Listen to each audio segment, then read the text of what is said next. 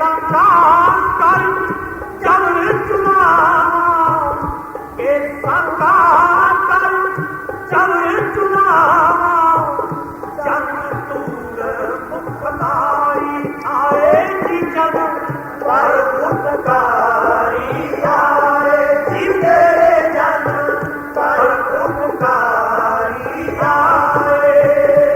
भाग खड़े शुरू भाग खड़े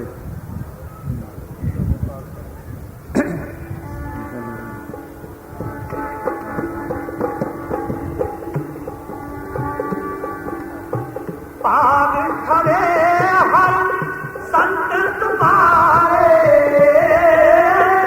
संत तुम्हारे जिनका तन हर नाम,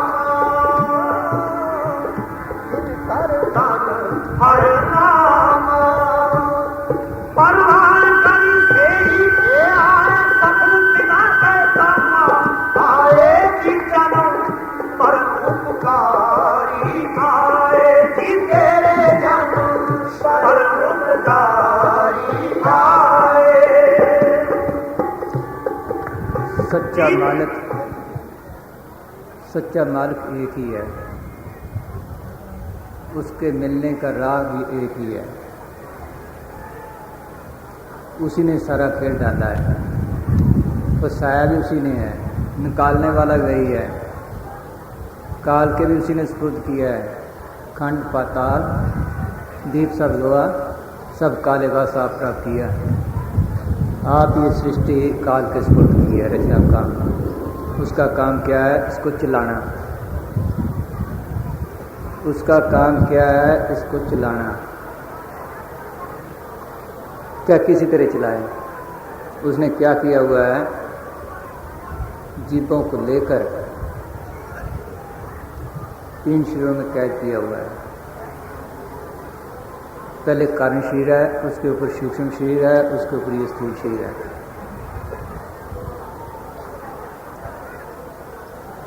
इस स्थूल शरीर से हम इस दुनिया में काम कर सकते हैं, सूक्ष्म से सूक्ष्म देशों में, कारण से कारण देशों में।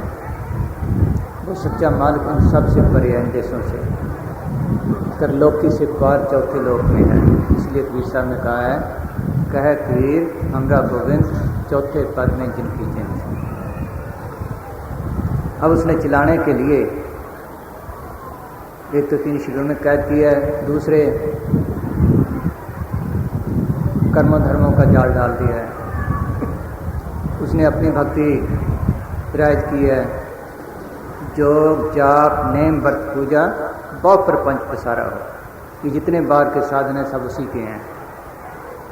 जैसे बधिक ओट टाटी के ले विश्वासी चारा,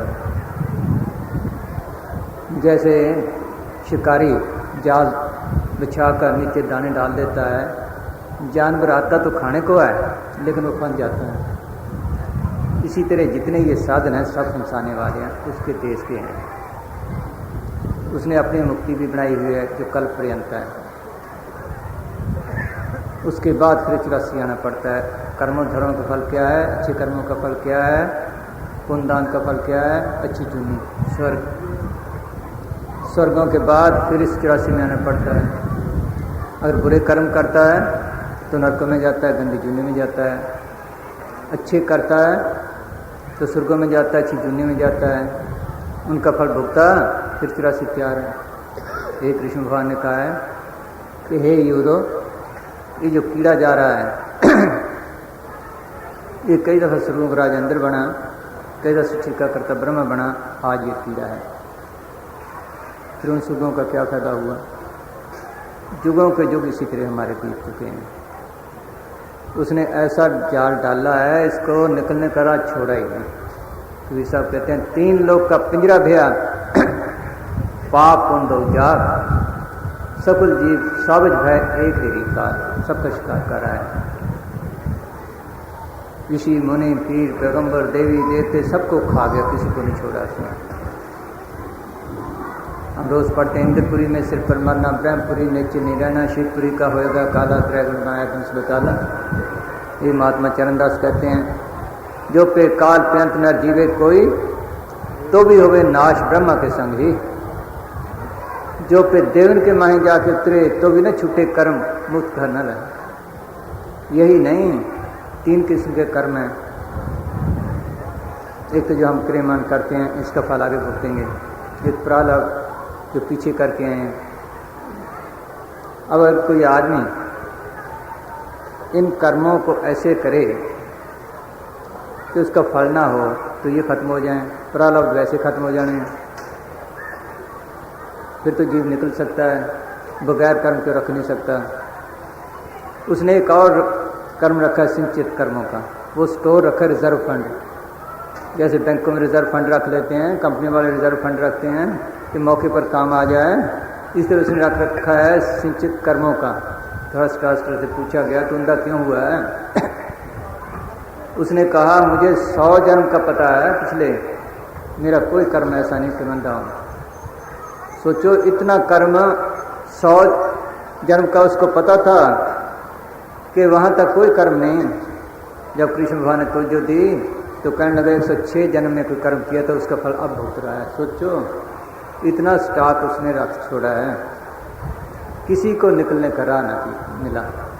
देख लो बड़े बड़े जप किए, तप किए, यज्ञ किए, योग किए, 88 हज़ार साल तक मन ने मार दिए। सोच लो प्राच्य जी पूर्ण योगी होकर आए, विद्या सिद्धियाँ प्राप्त की, मन ने मार दिए। मच्छंदर इस देह से निकल जाता था, मन ने मार दिया।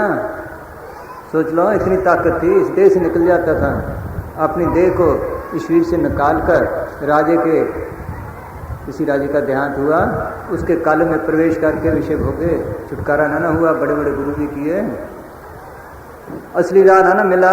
वो एक ही राह है जो सच्ची दरगाह में जाने का है, सच्चे देश में जाने का है, वो अलग है। वो उसने छुड़ाई दिया, भुलाई दिया है। कबीर साहब ने बहुत खोल के लिखा है इसके मतलब, तुलसी साहब ने बड़ा खोल के लिखा है कैसे भुलाया है इसने, लेकिन नहीं, लंबा चौड़ा सिलसिला है। वो राह क्या है जो मल के पास जाने का है। सारी सृष्टि मल के हुक्म से बनी है। हम रोज पढ़ते हैं हुक्मी होवन आकार, हुक्म न किया है जाई, हुक्मी होवन जिया, हुक्म मिले वडियाई। हुक्मी उत्तम नीच, हुक्मी लिख दुख सुख पाइया, एक न हुक्मी बख्शीश, एक हुक्मी सदा बुआइया। हुक्मे अंदर सब को, बाहर हुक्म न कोय, नानक हुक्मी जे बुझे तो हम कहे न कोय। अगर उस हुक्म को, जिस हुक्म से ये सृष्टि बनी है, उसको जान ले, उसको पहचान ले, तो इसके सब झगड़े खत्म हो जाएं। हुक्म कब ज़ाहिर होता है? जब कोई बोले शब्द, इसलिए कहा शब्द धरती, शब्द आकाश, शब्द या प्रकाश। ईसा ने इसको वर्ड कहा है। हम शब्द कहते हैं, मुसलमान कलमा कहते हैं, कलाम इलाही कहते हैं, बांगे आसमानी कहते हैं। वो लिखते हैं आलम अज सौ ज़हूर गिरफ्त, अज ज़रूरत वसात नूर गिरफ्त, कि सारी दुनिया एक आवाज़ से पैदा हुआ है, उसी से सारा नूर पैदा हुआ है। इस तरह ईसा ने कहा है शुरू में कलाम था, वर्ड था, वर्ड कहो, कलाम खुदा के साथ था, कलाम ही खुदा था, कलाम ने सब कुछ बनाया। वो कलाम, वो शब्द, वो नाम, शब्द की लहर को कहते हैं नाम, शब्द की लहर को कहते हैं नाम। क्योंकि बोली है इसलिए उसको बाणी भी कहा है। वो एक कुदरती आवाज़ है मालिक की, सब जगह रेडिवेट्स की तरह सबको जिंदगी और ताकत दे रही है। सबको, काल को भी वही ताकत दे रही है, उसी ने सारी रचना किया। क्या खंड पाताल दीप सब लोहा, सब काले वास आप प्राप्त किया। निश्चल एक सदा विनाशी, सो निश्चल ज्योति से त्याएंगा। वो निश्चल ताकत सबको जिंदगी और ताकत दे रही है। जो उसको पूजा और सेवा करता है, उसके अंदर प्रकट करता है, उस नाम को कह लो, शब्द को कह लो, उसका छुटकारा है। जुगा जुग से एक ही राह है, वो मालिक का अपना बनाया हुआ है, वो मालिक का अपना बनाया हुआ है। गुरु नानक साहब के पास सिद्ध मिले, उन्होंने पूछा किस भी पुरख का जन्म बटाया, काहे को तू ए मन लाया, किस विद आशा मनसा खाई, 21वें जोत निरंतर पाई। क्या है महात्मा, तेरा जन्म कैसे खत्म हुआ, तू कैसे गुरुमुख बना, कैसे मन काबू आया, कैसे तेरी आशा तृष्णा गई? तो उन्होंने फरमाया सतगुरु के जन्म में गबन मटाया, अनहद राते ए मन लाया। कि जब कोई काल फकीर मिला उसने मेरे अंदर नाम का बीज डाला, वो सतगुरु के जन्म है। जब मेहनत की तो अंदर अनहद आ गया, नाम से तल्लुक पड़ गया। उसमें ऐसा रस है जो कहने सुनने से परे है, उसमें ऐसी लज्जत है कि उसके मुकाबले में कोई लज्जत नहीं। जब वो लज्जत ली, दुनिया की सारी लज्जतें फीकी लगने लग गई। जब फीकी लगने लग गई तो उनकी आशा तृष्णा खत्म हो गई। जब आशा तृष्णा खत्म हो गई, काम को लोगों का काबू आ गया, मन काबू आ गया। एक ही पीता है जुगन जुग से जुग जुग पकता रखता आया। दैन पुत्र प्रहलाद गायत्री तर्पण कछु न जाने, शब्द मेल मिलाया। एक भी सब कहते हैं सुर्ख शब्द में राखिए तब पहुंचे दरबार, कहें कबीरता देखिए बैठा कुशमार। वो शब्द वो नाम रेडियो वेव्स की तरह सब जगह है। जैसे यहाँ रेडियो वेव्स हैं, कलकत्ते की आवाज़ें हैं, बम्बई की हैं, इंग्लैंड की हैं, अमेरिका की हैं, अफ्रीका की हैं। जब हम स्विच लगाते हैं सुन लेते हैं। ये नकल है बाहर बनाई काल ने, हमें फंसा दिया इसमें। वो सच्चे मालिक की आवाज़ सब जगह है, उसके सुनने का जरिया इसके अंदर है, उसके सुनने का जरिया इसके अंदर है। उसको शब्द कहो, नाम कहो, धुन कहो, हुक्म कहो, उसके सुनने का जरिया इसके अंदर है। वो नाम इसके अंदर मिलता है। वो दुनिया की चीज़ नहीं, इस दुनिया की चीज़ नहीं, इस दुनिया की बोली नहीं, वो अलग चीज़ है। अगर इस दुनिया की बोली हो, अगर हिंदी पंजाबी हो तो हमारे लिए बाकी कौमें कहाँ जाएं, बाकी मुल्क कहाँ जाएं। अगर अंग्रेज़ी के हों लफ्ज़ हो तो अंग्रेज़ों के लिए बाकी कौमें कहाँ जाएं, बाकी मुल्क कहाँ जाएं। सोच लो, अगर फारसी अरबी तो मुसलमानों के लिए बाकी कहाँ जाएं। नहीं, वो अलग है। नाम दो रघु को नहीं जानता, ने चिर ने रूप दृष्ट नहीं आता, चिन्ह भर नहीं छाया माया नानक शब्द पिछाड़े। एक भी सब कहते हैं शब्द शब्द सबको कहे बै तो शब्द दे, जीबा पर आवे नहीं निर्फ पर कर ले। ईसा ने कहा the grass withereth, the flower fadeth, but the word of our God shall stand for ever. कि घास सूख जाएगा, फूल मुरझाएगा जाएगा, लेकिन खुदा का कलाम हमेशा कायम है। ये लफ्ज़ तो बदलते रहते हैं, वो बदलता नहीं, वो कभी बदलता नहीं। सबके अंदर है, चाहे हिंदू है, मुसलमान है, सिख है, ईसाई है, हिंदुस्तान का है, पाकिस्तान का है, अमेरिका का है, अफ्रीका का है, जर्मन का है, सबके अंदर एक सा है। उस नाम से तल्लुक जोड़ना ये असली भक्ति है, जो जन्म मन के बंधन से छुड़ाने वाली है। जिया रे ओला नाम का अवर जे कर्म करावना तिन में भव जम का। बाकी जितने कर्म धर्म जप तप वगैरह हैं सबको जमदूतों पे जाना पड़ता है। पाप पुण्य जो बीजे सब धर्म रह के जाई, बिन सतगुरु जम काल न छोड़ी तुझे पाए खुआई। बिन नामे दा टोई नहीं तां जम करे खुआरी। सोच लो, पढ़ते तो रोज हैं, बिन नामे और पूज ना हो गई परम बुरी लोकाई। सोच लो, एक ही रास्ता है मुक्ति का, जो जन्म मन के बंधन छुड़ाने वाला है। वो नाम कब प्रकट होता है? संतों के जरिए सीख कर। वो इस दुनिया की चीज नहीं, सूक्ष्म मंडलों में जाता है, वो हमें सिखाते हैं सूक्ष्म मंडलों में जाना। इस जग में नाम अलग है ही नहीं, गुरुमुखों से मनाए। सोच लो, बाणी में पढ़ते हैं काया नगरी में मंगन चढ़े जोगी तो नाम पल्ले पाई। गुरु नानक साहब मिठन कोट गए, वहाँ मियाँ मिठा फकीर मिला। वहाँ मियाँ मिठा फकीर मिला, वो कर्मी धर्मी था। तो गुरु नानक साहब ने फरमाया, मियाँ मिठा सच्चे नाम के बगैर जीव का कल्याण नहीं, जीव बंधनों में रहता है। वो कहने लगे ये सच्चा नाम क्या चीज़ है?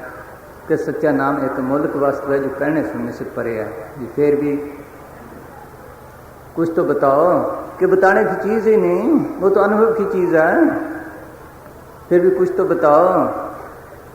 एक तरफ ले गए, सुन भाई, तुम्हें कुछ सुनाई देता है कि जी नहीं? अब कर्मो धर्म से हृदय साफ हो जाता है। हृदय साफ था, जरा चित्तवज्योति गुरु नानक साहब ने उस नाम से तलक जोड़ा तो कहने लगा, मुझे ऐसा महसूस हो रहा है कि मेरे रोम रोम में नाम की लहरें चल रही हैं। रोम रोम रव्य हर नाम, रोम रोम रव्य हर नाम, जर्रे जर्रे में है वो। सोच लो, है सब जगह है। उस नाम को प्रगट करना, उससे तलक जोड़ना, ये असली भक्ति है। वो सीधी सड़क है। वो कब प्रगट होता है? नौंदा ठाके ताप रहाए, 10 में निज कर वासा पाए, उत अनहद शब्द वजह दिन राती गुरमती शब्द सुनावने। ये असली मंदिर है। हर मंदिर श्री ज्ञान में प्रकट हुए, body is the temple of God. ये असली मंदिर है। इसके 9 दरवाजे हैं बाहर। कौन से? 2 आंखों के, 2 कानों के, 2 नाक के, 6, 1 मुंह का 7, 2 पेट पेशाब के। इनको बंद करे। अब मन दौड़ता भागता है, इसको रोको। नौंदा ठाके ताप रहा है, जो दौड़ता भागता है इसको रोको। 10 में निज कर वासा पाए, 10वां आंखों के पीछे है। यहाँ ख्याल को इकट्ठा करे। इसके लिए कृष्ण भगवान ने कहा है, नाश करके अगर भाव आओ यहाँ आए, तब वो सुनाई देता है। वो सूक्ष्म से सूक्ष्म आवाज है, यहाँ से शुरू होता है। बल्कि यहाँ भी अनेकों धोखे हैं। यहाँ भी कितनी आवाज़ें हैं, जैसे रेडियो में कितनी हैं। ब्रह्म लोक, शिव लोक, इंद्र लोक। कोई ऐसा सच्चा फकीर मिले जो मालिक की दरगाह से आया है, वो हमें वहाँ का पकड़ाएगा, दूसरा नहीं पकड़ा सकता। इसलिए उन्होंने कहा, जिस फकीर को लैंड तू आया, राम नाम संतन घर पाया। यही पट साहब कहते हैं, संत स्नेही नाम है, नाम स्नेही संत, नाम स्नेही संत, नाम से वही मिलावें, वह हैं वाकिफकार मिलन की राह बतावें। जब तब तीर्थ व्रत करे वह तेरा कोई, बिना वसीले संत नाम से भेंट ना हुई। पलटू ये है प्राण पर, आद से की और अंत। संत स्नेही नाम है, नाम स्नेही संत, जुगों जुगों से एक ही तरीका है। जब से दुनिया बनी है, यही तरीका है मालिक की दरगाह में जाने का। असली भक्ति ये है। गुरु नानक साहब फरमाते हैं, शोधत शोधत तत्व विचार्यो, भक्ति श्रेष्ठ पूरी। कौन सी है वो? शोधत शोधत तत्व विचार्यो, भक्ति श्रेष्ठ पूरी। कहो नानक एक राम नाम दिन, अवर सगल विधियूरी, बाकी नीचे दर्जे की है। यही महात्मा चरणदास कहते हैं, 4 वेद के व्यास ने अर्थ विचार विचार, तामे निकसी भक्ति ही। कौन सी? राम नाम का सार, रमे हुए नाम की, रमे हुए नाम की। ये असली भक्ति है। गुरु अमरदास 72 साल की उम्र तक जप तप तीर्थ व्रत सब कुछ करते रहे। फिर गुरु अंगद साहब की शरण में आए, 12 साल कड़ी से कड़ी सेवा की। दिन को सेवा करने, रात को किले से केस बांधने, फिर मालिक की प्राप्ति की है। क्या लिखते हैं वो? हर की पूजा दिलम भय संतो, कहना कुछ न जाई, संतो गुरुमुख पूरा पाई, नामो पूज कराई। कहते सारी दुनिया मालिक की पूजा करती है, लेकिन जो असली पूजा है वो दुर्लभ है, मुश्किल से मिलती है। वो क्या है? अगर इसको कोई पूरा फकीर मिले, पूरा गुरु मिले, वो कहेगा तेरे अंदर सतगुरु है, तेरे अंदर सच्चा नाम है, तू उसको प्रकट कर, उसकी पूजा कर। उस नाम को प्रकट करना, बस यही असली भक्ति है जो जन मन के बंधन छुड़ाने वाली है। बाकी जितनी भक्ति हैं वो नीचे दर्जे की हैं। एक साहब ने कहा है, नेम धर्म आचार यज्ञ तप, ये उल्ले व्यवहारा, ये नीचे दर्जे की हैं। जा से मिले अखंड मोक्ष सुख, सो मार्ग है न्यारा। काल जाल से बंचा चाहो गहो, शब्द तत्सारा, कहें कबीर अमर कर रखो जो कर कुछ सारा। जिसने फकीरों से पूछकर ऐसे तो ये नाम जपा, इसको नाम को प्रकट करने का जतन किया तो बहुत ने किया, बहुत ने। जिसने ये जतन किया वो गुरु के सेवक हैं, वो सतगुरु इसके अंदर है, बाहर नहीं। बाहर तो हम कर करके थक गए। वो चौथे लोक में रहता है। दूसरा रूप उसका क्या है? शब्द या नाम। जैसे भाई प्राइम मिनिस्टर बोले, 1 मिनट में आवाज़ आ जाएगी, हाँ सब अफसर काम करने लग जाएंगे। वो तो वहाँ बैठा है, उसका दूसरा रूप क्या हुआ? आवाज, शब्द। इसी तरह मालिक की आवाज सब जगह है, उसका रूप क्या है? शब्द या नाम। उसका रूप क्या है? शब्द या नाम। सोच लो, जैसे उसके रूप है प्राइम मिनिस्टर का, इसी तरह मालिक की आवाज सब जगह है। उसको अंदर प्रकट करना, उस शब्द से तलक जोड़ना, ये असली भक्ति है। जिसने जो करता है मेहनत, वो सारे सतगुरु के सेवक हैं। लेकिन जो उसको प्रकट कर लेता है वो मालिक की दरगाह में पहुंच जाता है। कि जल्दी का काम नहीं, इसमें उम्रें बीत जाती हैं, कई जन्म लग जाते हैं, लेकिन जिसको सतगुरु पकड़ लेता है उसको छोड़ता नहीं, फिर छोड़ता नहीं। कबीर साहब के पास धर्मदास था, 8 जन्म में मुकम्मल कोर्स हुआ। जितने फकीर हुए हैं पढ़ के देख लो। गुरु गोविंद सिंह ने पिछले जन्मों काल लिखा है, गुरु ग्रंथ साहब ने पिछले जन्मों काल लिखा है कि मैंने शब्द है पाठ पढ़े और वेद विचारे निविल भीम साधे, मैंने पाठ भी किए, ज्ञान भी छांटे, तीर्थों पे भी गया, तीर्थों में मकान भी बनाए, योग वगैरह भी किए सारे। आखिर नतीजा क्या दिया? हर तीर्थ साध संगत है, सिर कर्मन के कर्मा। कहो नानक जिस पे प्राप्त जिस पूर्व लिखे कल्याण। कौन सा कीर्तन? ये नाम का कीर्तन इसके अंदर है, सबके अंदर हो रहा है कीर्तन। नाम कहो, कीर्तन कहो, वाणी कहो, एक ही चीज है, वो लिखने पढ़ने से भरे है। जिसने अंदर प्रकट कर लिया वो मालिक की दरगाह में गया। गुरु के सेवक सतगुरु प्यारे, वो वैसे तख्त जो शब्द विचारे, वो मालिक की दरगाह में गया, मालिक के साथ तख्त पर बैठा। उनका और मालिक का एक ही काम है, सोई संत पावे राम, संत गोविंद के एक ही काम। उनका और मालिक का एक ही काम है। जब मालिक काम लेता है उन संतों से लेता है जो मालिक की दरगाह में जाते हैं। जो मालिक की दरगाह में जाते हैं उनको हुक्म देता है इस काम को करने के लिए। यही गुरु गोविंद सिंह ने कहा है, दो ते एक रूप हो गयो, चितना भ्यो हमरा आवन को, ज्यों त्यों प्रभ हमको समझायो, इन कह के लोग पठायो। कि मैं मालिक से अलग था, जब भक्ति करके अंदर गया, मालिक की प्राप्ति की, देश पहुंचा, मालिक के साथ एक रूप हो गया, तो मेरा इस दुनिया में आने को दिल नहीं करता था। ये गंदी से गंदी दुनिया है, ये गंदी से गंदी दुनिया है। लेकिन मालिक ने समझा बुझा के भेजा कि तेरा तो आना जाना हो गया, तू जब मर्जी आ, जब मर्जी जा, तू जब मर्जी आ, जब मर्जी जा। या उनको भी समझा, शायद कोई मान जाए, अपने घर आ जाए, सोच लो। उनका तो आने को दिल नहीं करता था, उन्होंने भेजा इस काम के लिए, ताकि दूसरों को समझा, शायद कोई मान जाए। काल ने ऐसा जाल डाला, इसको इतवार ही नहीं आता उन फकीरों पे। यही एक जगह शमस्ते ने लिखा है कि मैं बादशाह से क्या सच्चे मालिक से कॉल करके आया हूँ, कॉल से सिर नहीं फेरता, इस कॉल से सिर नहीं मिलता, उसके हुक्म से फिर नहीं सिर नहीं फेरता। दुनिया में आता हूँ किस लिए? जीवों को चिताने के लिए, जाने के लिए, समझाने के लिए। वरना मैं इस दुनिया में रहना नहीं चाहता, मैं तो मालिक की दरगाह में रहना चाहता हूँ, मैं तो उसी की जमात का आशिक हूँ।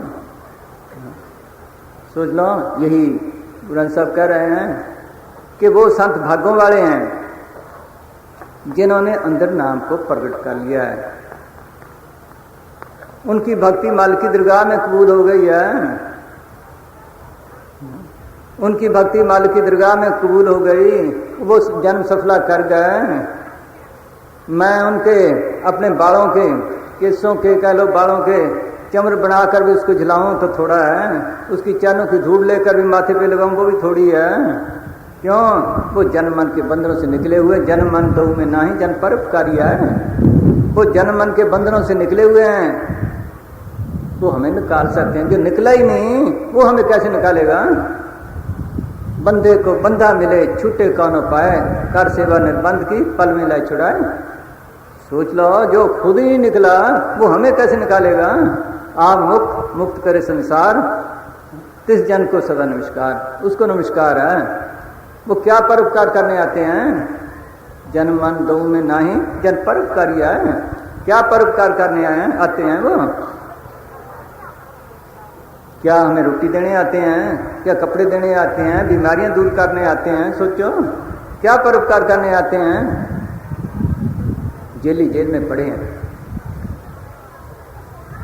एक आदमी जाता है, वो देखता है इनकी हालत खराब है, इनको अच्छा कपड़ा नहीं, गर्मी का मौसम है, इनको मोटे मोटे कपड़े हैं, ना पानी का इंतजाम है अच्छी तरह नहाने धोने का। वो पानी का बंदोबस्त कराता है, मल के कपड़े दे आता है, उपकार तो उसका भी हुआ।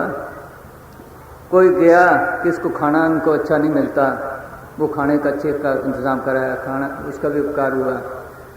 कोई देखता है बीमार होते हैं, इनके दवाई का इंतज़ाम नहीं, वो दवाइयों का इंतज़ाम कराता है, डॉक्टर का भी इंतज़ाम कराता है, उपकार उसका भी हुआ। लेकिन रहे तो जेली के जेली।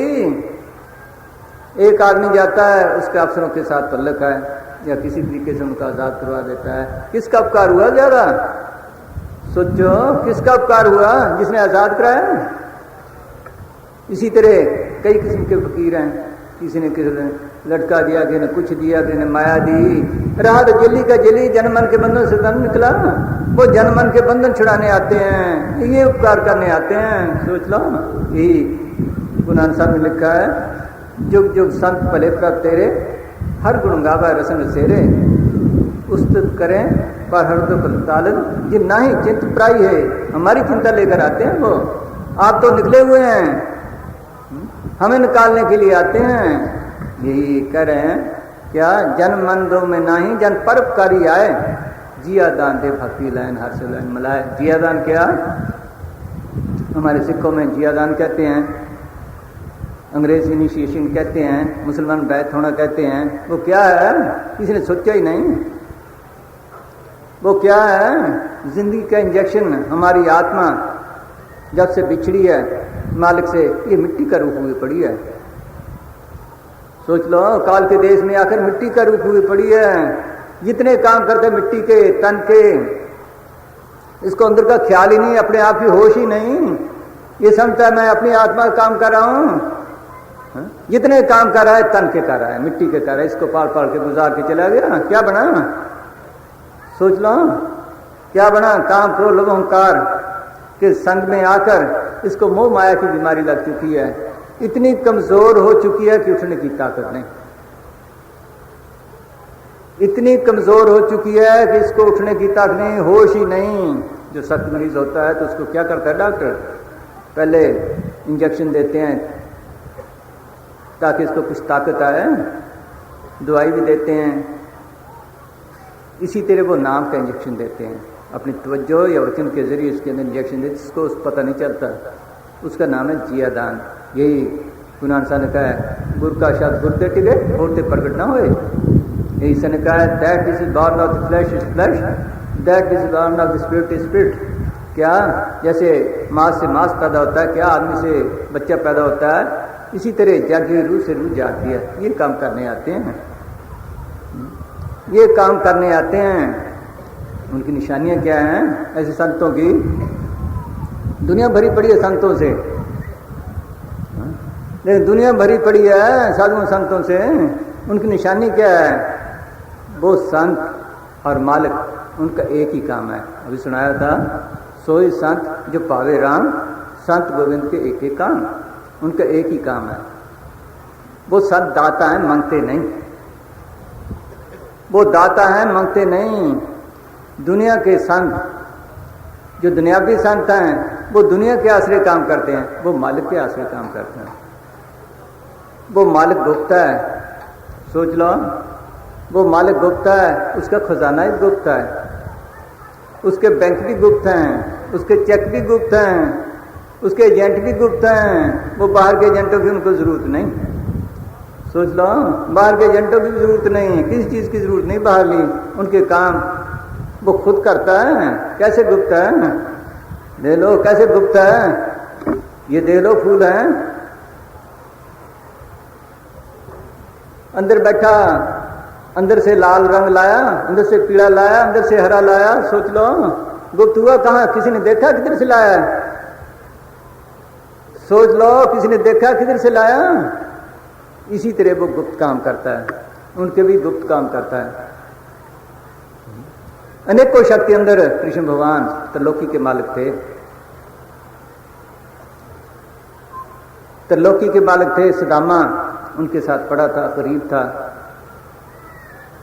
दुख का मारा, रोटी नहीं चलती थी, कृष्ण भगवान के पास आया। सोच लो, उसके पास उसने रखा, वो तो जाने को तैयार था, बोला भी नहीं कुछ, जाने को तैयार था। भी भूखे मरते होंगे बच्चे, उसका महल बनवा दिया, मैं सारे बंदोबस्त कर दिया, गुप्त किए ना किए। सोच लो, नामदेव को घर वाले तंग करते थे कि तू कमा के ला कुछ। एक दिन कहने लगा रात को, उसकी औरत ने कहा भी तू करता कुछ है नहीं, कि आज एक मोरों की हांडी मिली थी, फिर तू लाया क्यों ना? कि मैंने कहा अगर मालिक ने देनी है तो खुद ही दे, मैं क्यों उठाऊं। वो बातें कर रहे थे, ऊपर थे चोर। चोरों ने सुना, उसने कहा,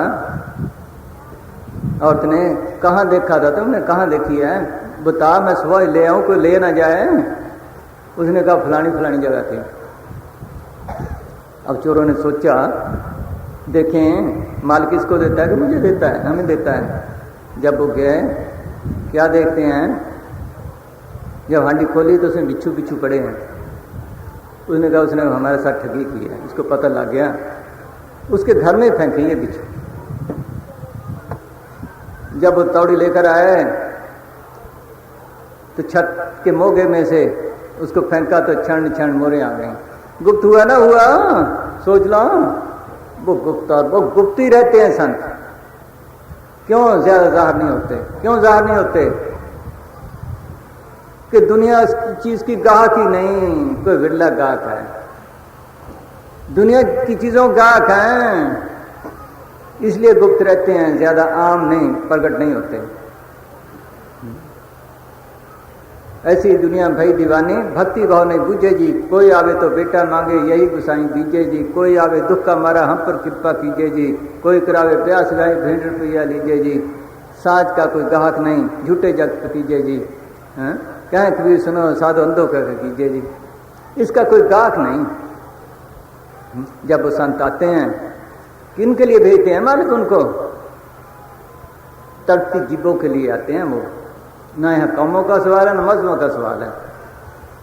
जो रूह चाहती है कि मालिक के घर में वापस जाऊं, उनके लिए आते हैं। जैसे फकीहा जब पी करता है प्यास में, वो दूसरा पानी तो पीता नहीं, शांति बूंद पीता है, तो मालिक उसकी प्यास को देखकर बादल को हुक्म देता है, जा बरस भाई। एक पिए के लिए हजारों जीवों का और हो जाता है। इसी तरह जो रूह तड़पती हैं उनके लिए भेजता है, बाकी के लिए नहीं। उनके आने से और भी अनेक रूहों का फायदा हो जाता है, लेकिन फायदा वो उठाती हैं ज्यादा जो तड़पती हैं। जो तड़पती हैं, जिनके अंदर सच्ची तड़प है, सच्ची लगना है, वो नानक साहब के साथ बाला मर्दाना रहे सारी उम्र। कितनी दफा भागा मर्दाना, सोचो। ये ठीक है, जो संतों को, उन गुरुओं को मदद देता है उनको ले जाता है, छोड़ता नहीं। जो मदद देता है, जैसे कांग्रेस को जिसने मदद दी, उनको कुर्सियां मिली हैं, उनकी मदद होती है, इसी तरह वो भी उनकी मदद करते हैं। गुरु को उधारदा भाई नाम दे नाम एक कणी। सोचो कितनी दफा भागा, क्या किस चीज ने भगाया? तन के प्यार ने, खाने पीने ने। तन के प्यार ने, खाने पीने ने। कहने लगा मैं वहां रहूंगा जहां टके सिर मूली, टकी सिर खाजा। पकड़ा गया ना, पकड़ा गया, फिर उसको छुड़ाया। लेकिन पूरा फायदा किसने उठाया? गुरु अंगद साहब ने, किसी बिल्ले ने। सोचो, दरगाह में वो गए। इसी तरह सब फकीरों के वक्त कोई बिल्ला, हमारे परम संत जिनका जन्मदिन मना रहे हैं, उन्होंने एक जगह लिखा है कि एक फकीर की जिंदगी में अगर एक या दो सच्चे सिख भी मिल जाएं, वो अपने आप को भाग्यों वाला समझता है। सोचो, एक या दो। सोचो, कई लाखों ने नाम लिया, लेकिन वो लिखते हैं एक या दो। अगर सच्ची भक्ति, अगर पूर्ण भक्ति कर ले तो एक या दो वो भाग्यों वाला समझता है। ऐसे फकीरों से वो मालिक काम लेता है। ना वो अमीरों को देखता है ना गरीबों को देखता है। आ चुके परम संत स्वामी शाह का जन्मदिन मना रहे हैं, उनके मतलब बता रहे हैं। ऐसी रूहें बनी बनाई आती हैं, पहले से तैयार होती हैं, या तो मालिक खुद आता है किसी रूप में, या फिर तैयार करके उन्हें बैठ के काम करता है। जैसे गुरु नानक साहब खुद आया, कालपुरख आया, गुरु अंगद साहब को तैयार किया, फिर उसमें बैठ के काम किया, फिर गुरु अमरदास के अंदर, फिर गुरु रामदास के अंदर। सोच लो, नानक आद अंगद अमर सतगुरु शब्द समायो, तन तन गुरु रामदास गुरु जिन पारस परस मिलायो। इनके पहले वो शब्द रूप होते हैं, जाके शब्द मिल जाते हैं, क्यों दूसरा चोला पहनते हैं, उनके बगैर गुजारा नहीं। जब भी समझाएगा संतों के जरिए, और कोई तरीका नहीं। ऐसे सदगुरु खुद काम नहीं कर सकता, मालिक खुद काम नहीं कर सकता जब तक संतों के अंदर प्रकट ना हो। डॉक्टरी का इल्म सबके अंदर है, लेकिन जब तक किसी के अंदर प्रकट ना हो, हम उससे सीख नहीं सकते, ना उससे काम ले सकते हैं। है तो हमारे अंदर, बीमारी का इलाज तो नहीं होता, इसी तरह संतों के जरिए सीखा जाता है। इसीलिए उसको संतों को उसको भेजना पड़ता है। जिनका जिक्र कर रहे हैं, इनकी प्राणी भक्ति थी पहले से ही। एक फकीर ने कहा था, ये बाद में पता चलता है, ये वो कौमों मजहब से परे रहते हैं सब जगह से। क्या कहते हैं दादू साहब, ना हम हिंदू होंगे ना मुसलमान, छठ दर्शन में हम नहीं, हम रहते भगवान। उनका मजहब क्या है? एक मुसलमान फकीर ने लिखा है, मजहब इश्क अजहमा मिलत जुदास्त, आशिकाना मजहब मिलत खुदास्त। कि आज के जो आशिकों का मजहब है, ये दुनिया से न्यारा है। उनका तो प्रेम, मालिक के इश्क में मस्त रहना, यही उनका मजहब है। एक फकीर ने और लिखा है मुसलमान ने, कि मैं मालिक के इश्क में काफिर हो चुका हूं। काफिर किसे कहते हैं? मुसलमान हिंदुओं को जो जनेऊ पहनते हैं। कहता है काफिर भी ऐसा हूं कि इन धागों के जनेऊ की जरूरत नहीं, मेरी रग रग मालिक के इश्क में काफिर जनेऊ बन चुकी है। उन सब के साथ मुकाबला रखा है शीत वालों ने। कबीर साहब है, उनके साथ मुकाबला रखा, गुरु नानक साहब है, उनके साथ, कि कुरैया कुरैया किसी ने सोचा ही नहीं वो क्या है। हा? और करें भी क्या, जो समझ भी जाते हैं तब भी अगर उसके नसीब में नहीं ले सकते हासिल। जिसके नसीब में वही हासिल कर सकता है। समझ भी जाते हैं, क्या कहते हैं कबीर साहब एक जगह ताना देते हैं इनको, जब हम एक को एक कर जानिया, तुम लोगों काहे दुख मान्या, हम पत्ते अपनी पत खोई, हमरे खोज परो मत कोई, हम मंदे मंदे मन माही, सांझ पात काहू से नाही, पत पत ताकि नहीं लाज, तब जानोगे जब उबरोगे पाज, कह कबीर पत्थर परवान, सर्व त्याग भज केवल नाम। उन कहते हैं, तुम कहते हो पत्ता है, मंदा है, बुरा है, उसको क्या कहते थे कि जुलाहा है, इसको क्या पता ज्ञान का, ये क्या जाने रात को, ये उल्टा काम कर रहा है। गुरु नानक साहब ये कहते थे, किसी ने सोचा ही नहीं। हमारे परम संत मसान जी सच्चे सौदे काम करते थे, जब काफी 10 साल हो चुके थे तकरीबन, वहां से आदमी गुजर रहे थे। 7 गांव है 1.5 मील पे इनके पैठा फ्रेम, 1.5 मील भी नहीं, मील ही है, 2-3 मील आगे है एक गांव। वो इकट्ठे आ रहे थे, कह रहे थे ये फकीर कभी मरवाएगा, ये पाकिस्तान का जासूस है, ये पैसा का पता नहीं कहाँ से आता है, ऐसी बातें कर रहे थे। नुसान जी दीवार के साथ खड़े थे, सुन लिया, कहने लगे उनको बुला कर लाओ। आदमी गया, बुला लाया, कहने लगे क्या बातें करते थे, कि जी कुछ नहीं, कुछ तो करते थे, सुनाओ, डरो ना, अभी ऐसे बातें करते हैं। तुम कभी सत्संग में आए हो? कि जी नहीं। तो फिर तुम्हें क्या पता पाकिस्तान का जासूस है या क्या है? कि जी लोग कहते हैं, इसी लोग कहते हैं कि हम तो ये कहते हैं तुम्हारा राग तुम्हारे अंदर है, वो काम देने वाला, तुम्हारा सदगुरु तुम्हारे अंदर है, उसको प्रकट कर लो, उसको खुश कर लो। मौत के बाद कौन छुड़ाएगा? हम तो ये कहते हैं। कहने लगे जी हमारे दिल में तो ठंडक पड़ गई, हम तो सुना ही सुना है, ऐसी दुनिया पीछे पड़ गई उनके, ये कुरैया है, ये उल्टा रास्ता है। सबसे कहूँ पुकार पुकारी, कोई नहीं माने नारा नारी, जगत का है जुलाहा ज्ञानी, हर हर का कुछ भेद न जानी, नीच जात और भक्त कहाई, हर का दर्शन कब न पाई। पलटू साहब को भी इसी तरह जिंदे को जलाया शहीद वालों ने, सुना नहीं वो क्या कहता है, किसी की सुनी नहीं फकीर की, सोच लो। फिर बाद में उनकी कहानी शुरू हो जाती है और जो चीज है उनके साथ ही खत्म हो जाती है। एक फकीर ने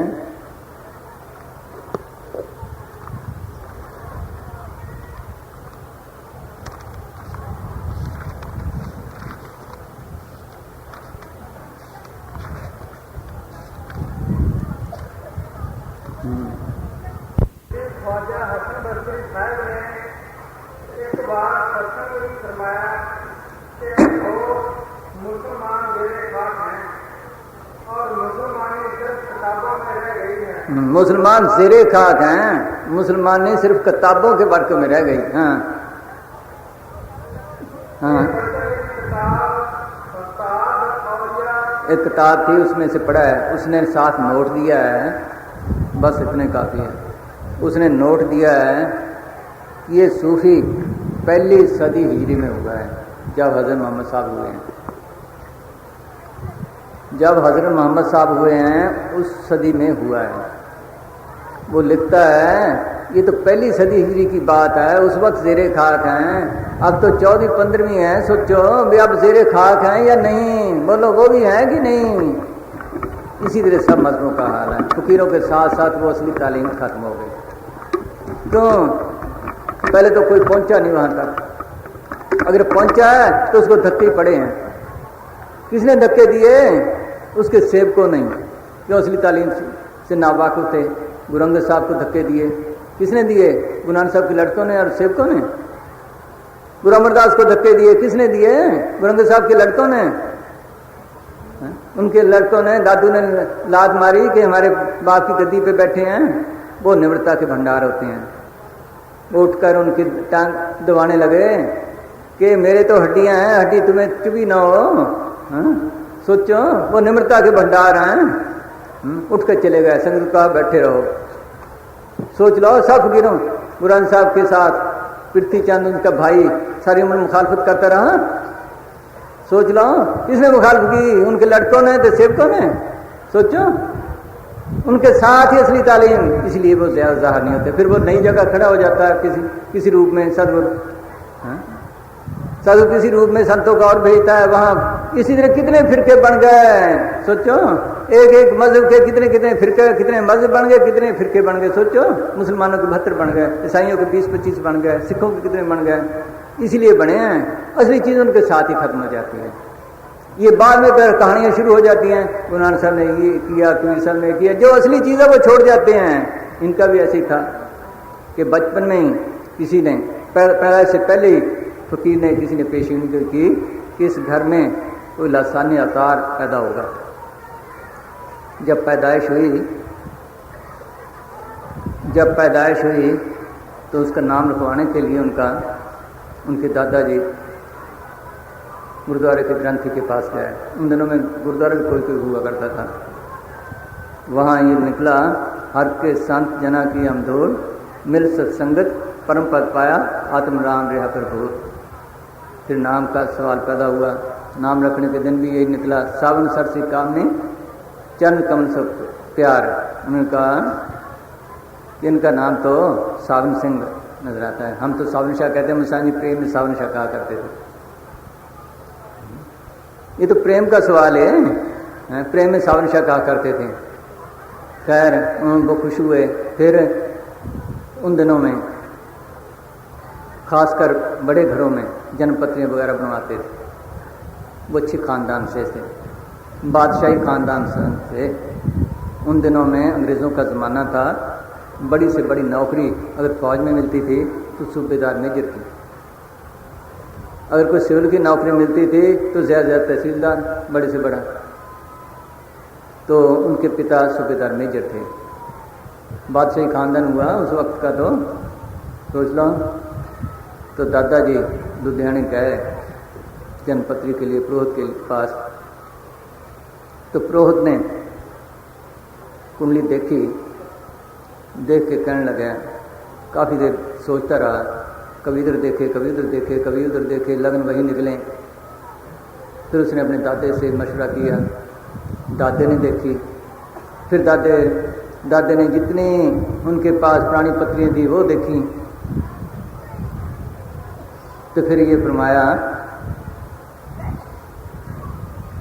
कि मैं परसों अपने पोते के साथ टांगे में, उनका गांव था मैन सिंह वाला, लेकिन ज्योतिषी था लुधियाने, वहाँ से 15 मील का फासला तकरीबन, टांगे पे या गड्ढे पे आऊँगा। उन दिनों में गाड़ियाँ कम थी।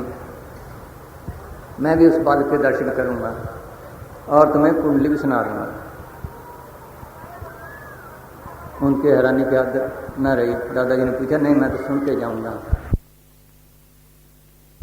करोड़ों युगों के युग के बाद कहीं ऐसा मातलोक में आता है।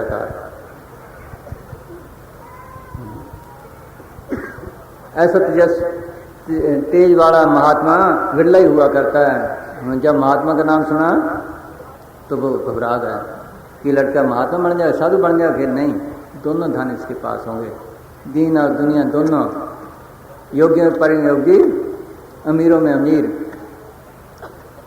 बड़े बड़े ठाकर राजे इनके आगे झुकेंगे। चुनाची हमने खुद देखा है, राजा सांगली वाला खुद बिस्तरा उठा रहा था। राजा सांगली ने खुद बिस्तरा उठाया है। और 3 ग्रह हैं खास, एक श्री रामचंद्र जी वाला क्या, और उससे ज़्यादा लग रहेंगे। चुनाचे 2-2 माह करके 3 दफ़ा रहे 6 महीने से माता जी पास। और एक कृष्ण भगवान वाला कि जो देखेगा उस मोहित हो जाएगा। ये हमने आँखों से देखा है। तीसरा गुरु नानक साहब वाला, जगह जगह फिर कर जीवों का आधार करेंगे। उस वक्त कौन जानता है इन बातों को, लेकिन माता जी ने तो एतबार किया। वो खानदान ने सेवा भाव बहुत था साधुओं का। सेवा करते थे, पाठ रोज करते थे। माता जी रोज पाठ किया करते थे। और लड़के को रोज देखते थे क्या कि सुबह ही 4 बजे उठकर उन्होंने दीवे की जो जोत है उनकी तरफ देखना शुरू कर देना, जागते रहना और गुनगुन करने लगना जैसे कोई शब्द बोल रहा है। क्यों?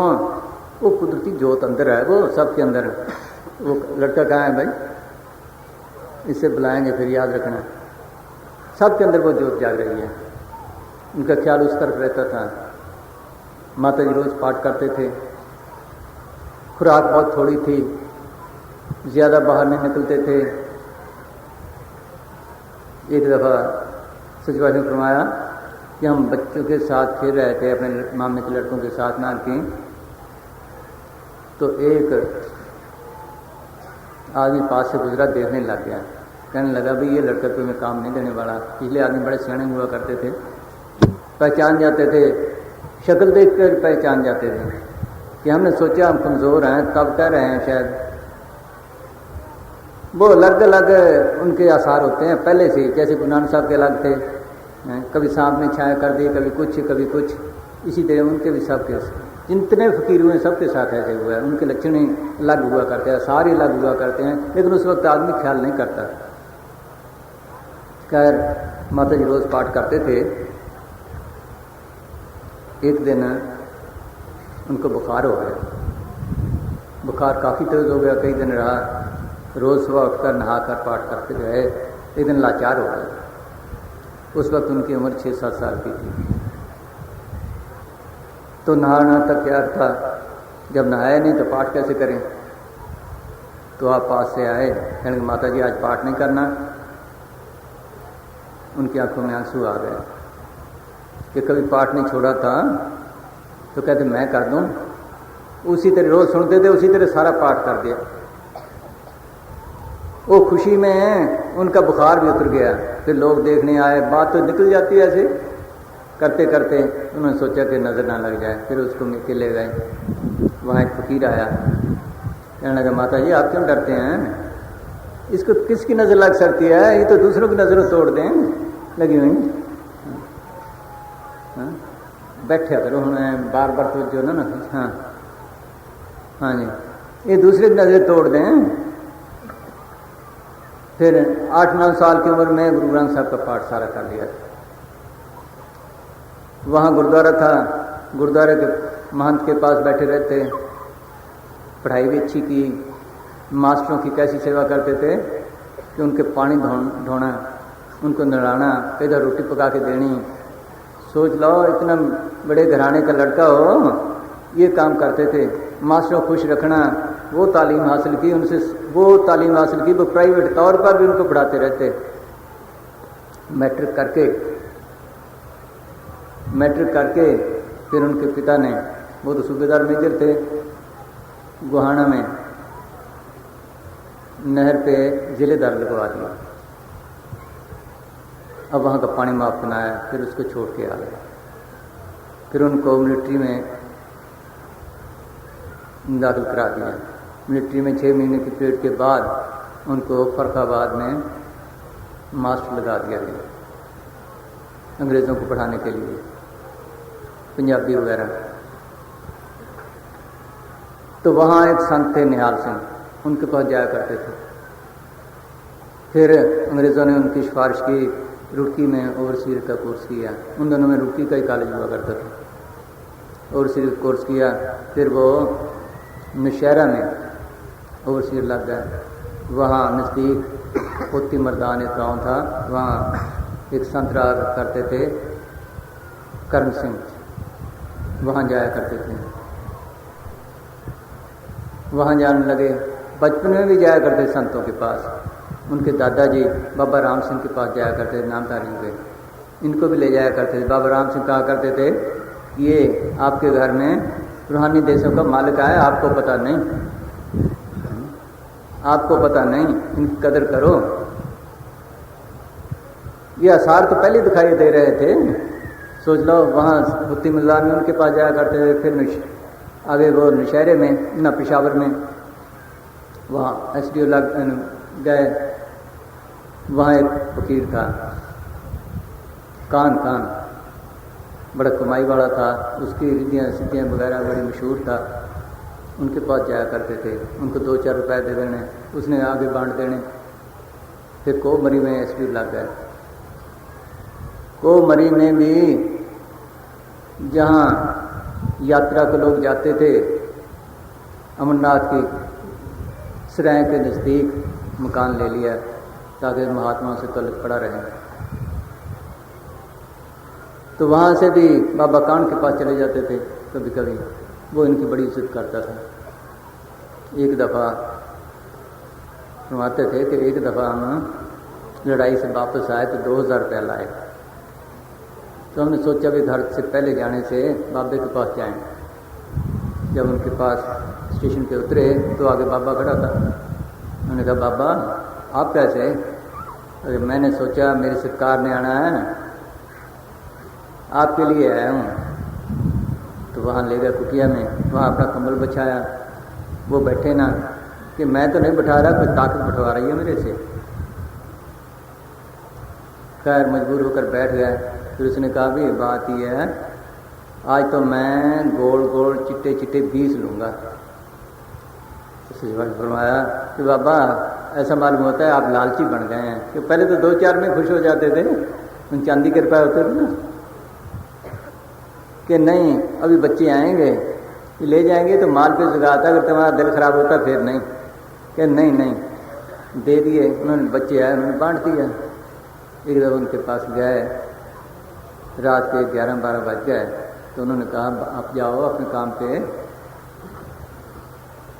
कहने लगे, आज खाली नहीं जाऊंगा, कुछ लेकर जाएंगे, कुछ लेकर जाएंगे। उन्होंने कहा, भाई आपको बहुत कुछ मिलेगा, फिक्र ना करें। कब मिलेगा? वक्त आने वाला है, क्या आप दोगे कि नहीं? तुम्हारी अमानत किसी और के पास है। वो कौन है कि आप ढूंढ नहीं सकोगे, हम संतों को ढूंढ नहीं सकते। सोच लो, माल की मिलावे तो मिलावे, उसकी मेहर के बगैर नहीं। ऐसे संतों का मिलाप सतगुरु की मेहर के बगैर नहीं हो सकता। कृपा करे जिस पार ब्रह्म होवे साधु संग, ज्यों ज्यों बधाइए त्यों त्यों हर से रंग। कि जिस पे वो कृपा करता है उनको मिलता है ऐसे साधु का संग। जब संगत में जाते हैं, उनकी सोबत में जाते हैं तो माल का रंग चढ़ता है। दो सिरा का खसमा अब न दूजे ठाम, सतगुरु तुठे पाए नानक सच्चा नाम। वो बहुत साधु हमारे और मालिक के दरमियान एक लिंक है। एक बचोलगी का काम करता है, तभी लिखा है कोल कमाई कुछ मित्र बचोले हम जैम कंथ पिछाना। इधर हमारे साथ तल्लुक है, उधर मालिक के साथ है। वहाँ जाते दरगाह में, उनकी मेहर के बगैर ऐसा साधु नहीं मिलता कि आप नहीं पहचान सकते, वो खुद ही ढूंढ लेंगे। फरमा रहे थे, एक दफ़ा हम काम करवा रहे थे, एक बुढ़ा और एक बीबी बाबा जी से की तरफ इशारा है, बाबा जैम सिंह जिन्होंने उनसे नाम लिया था, साथ बीबी सेवादार थे। वो पास से गुजर रहे थे, अजीब चेहरा रूहानी से भरा हुआ। हमने सोचा कोई पेंशनर है फौजी, कि वो भी फौज में थे पहले, किसी काम के लिए आगे जा रहे होंगे। हम अपने काम में लग गए। 2-4 दिन के बाद हाँ बाबा जी ने फरमाया कि हम इस सिख के लिए आए हैं, ये हमारा पुराना मिली है। तो बीबी जो सेवादार थी उसने कहा जी अच्छा मिली है, इसने तो फतेह भी नहीं बुलाई, अभी इस बेचारे को क्या पता है। 4 दिन के बाद इनको पता लग जाएगा। 4 दिन के बाद एक आदमी गया, कहने लगे जी आप साधु संतों की तलाश में हैं, एक कम साधु आए हैं तो राधा स्वामी मत के, मगर वाणी का सत्संग ऐसा करते हैं कि हमने तो कभी सुना नहीं, आप चलें। वहाँ एक वेदांती था, उसके साथ वेदांत पे बहस किया करते थे। वो कहने लगा जी वो तो बड़े पखंडी हैं, वो सिर में बाजा रख देते हैं।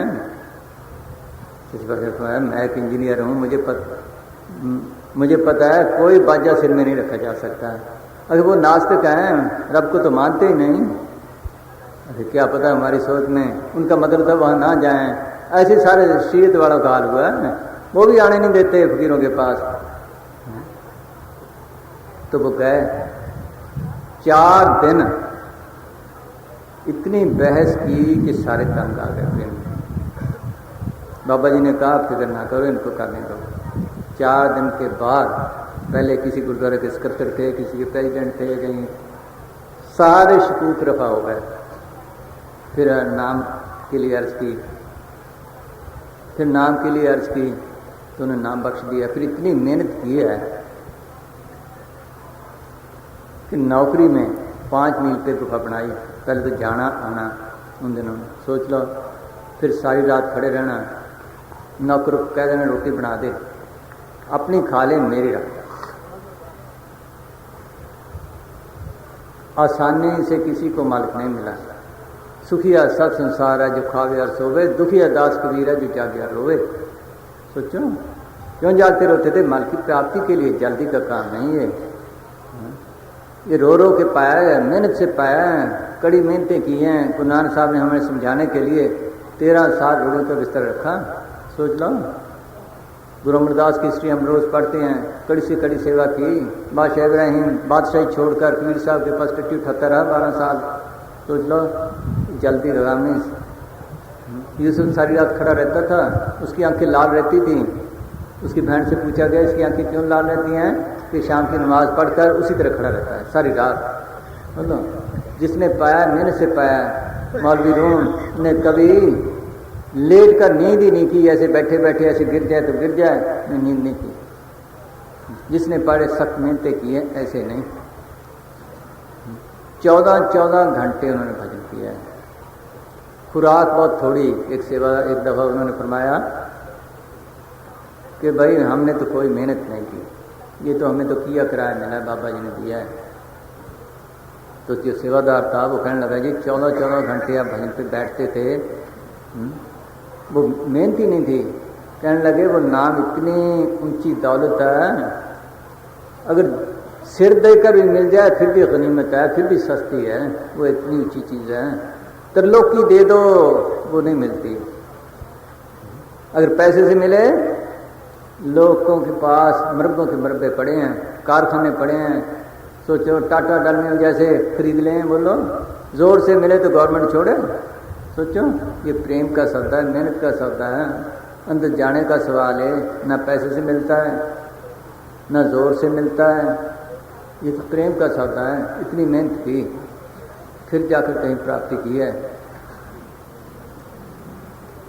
चीज़ों की इतनी संभाल करते थे कि एक हमने खुद सुना है, एक दफ़ा कोई बात चली तो उन्होंने फरमाया कि हक लाल की कमाई हो, पैसा देख देख कर खर्चे, फजूल ना जाए, या सत्संग में लगे या तन के किसी काम में लगे, इसको भी ज़्यादा सुख ना दो। इसके सुख ने तो इसको खराब किया। जितने सुख हैं माया का जाल है, जितने सुख संसार के सभी माया जाल। 35 साल का कोट उनके पास, इतने संभाल के रखते थे। सोच लो, देखने को बाहर शाही ठाठ, लेकिन अंदर से हमने देखा है जो कुछ था, अंदर बिल्कुल साफ था। क्यों रखते ठाठ बाहर? अफसरी से आए थे, बाहर तो अफसरी दिखाते थे, अफसरों के साथ मिलना जुलना, उनके साथ वैसे सलूक, अंदर अपना भजन अभ्यास। मिसाज फरमाया करते थे, एक दफ़ा हमने सूट पहन लिया, वो कहा करते सूटकेस पहन लिया कि मन भजन बैठने न दिया, अच्छा खा लो, अच्छा पहन लो, बैठने नहीं देते जल्दी। उन्हें सख्त मेहनत की, 14 घंटे पैरों के भार बैठकर भजन किया। सोचो, ऐसे नहीं जल्दी मिलता, इतनी मेहनत की। फिर पेंशन लेकर ये बाबा जी के बाद काम करने लगे। अब किन के लिए आते हैं वो? तड़पती रूहों के लिए। आम ज़ाहिर नहीं होते, आम अपने आप को ज़ाहिर नहीं करते। या तो वो देखते हैं, उनको तसल्लियाँ मिलती हैं जो साथ रहते हैं, आते जाते हैं साथ संगत में, या जो अंदर जाते हैं फकीर उनको।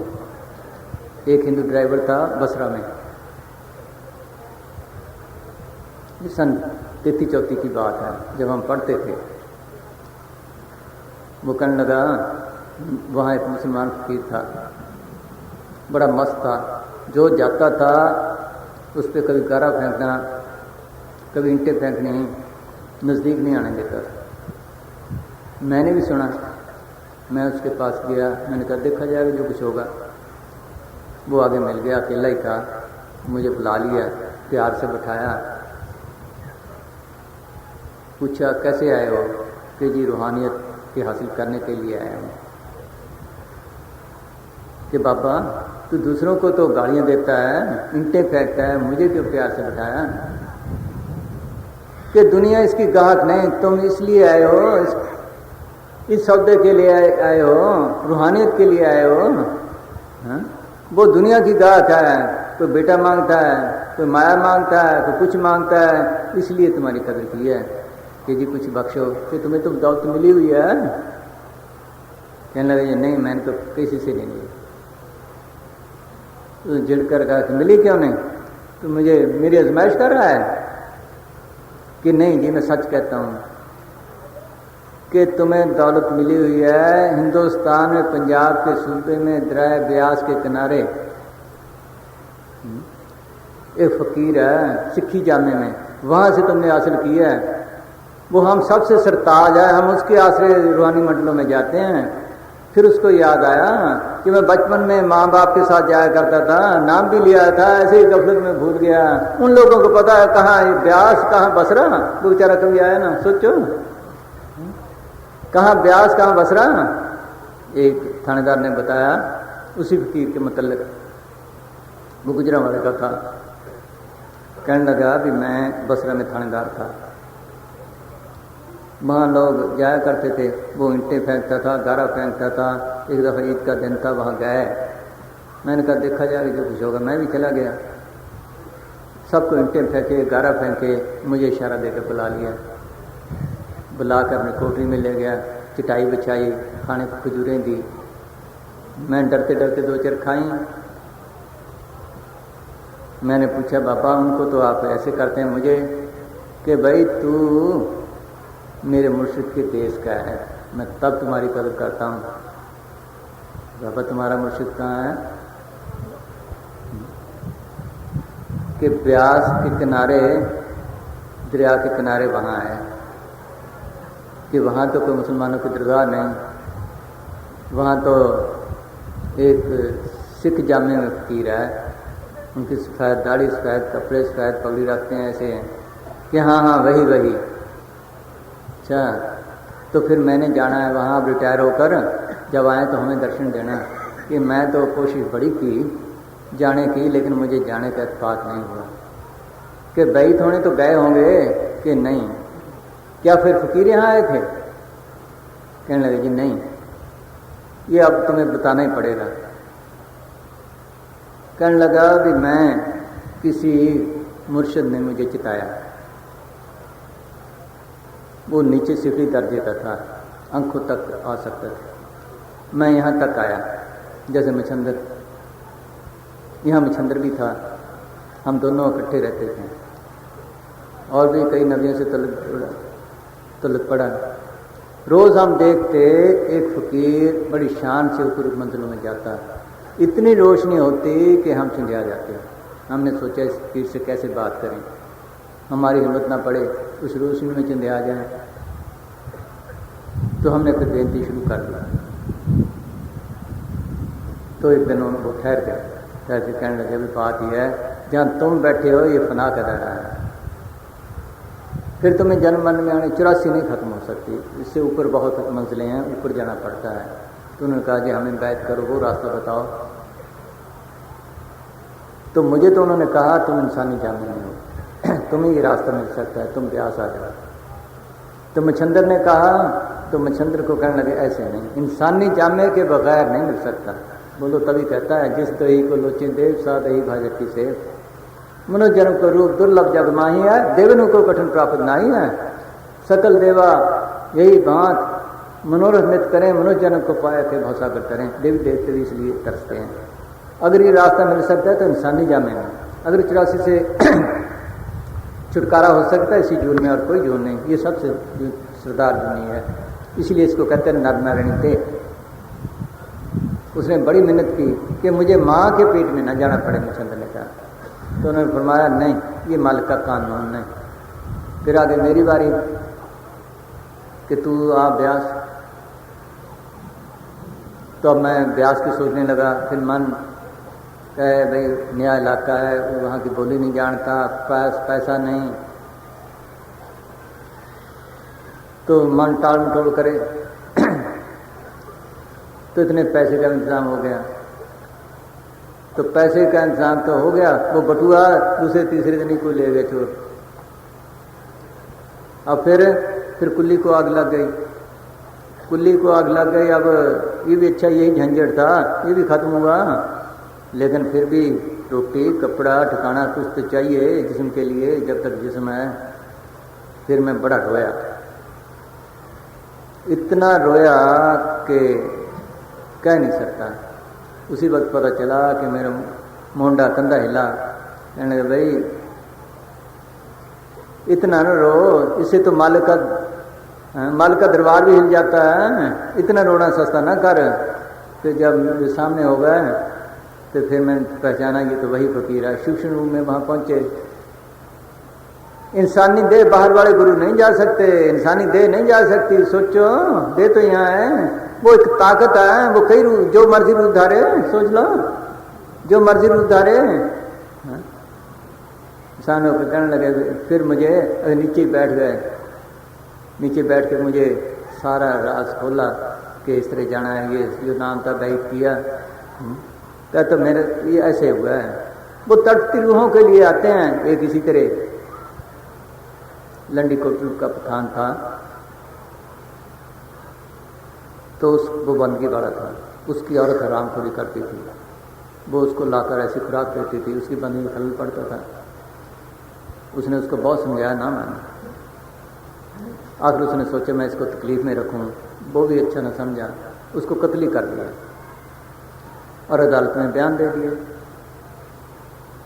उसका यार था, उसने मुकदमा चला दिया, उसको फांसी का हुक्म हो गया। अब वो जेल में पड़ा है।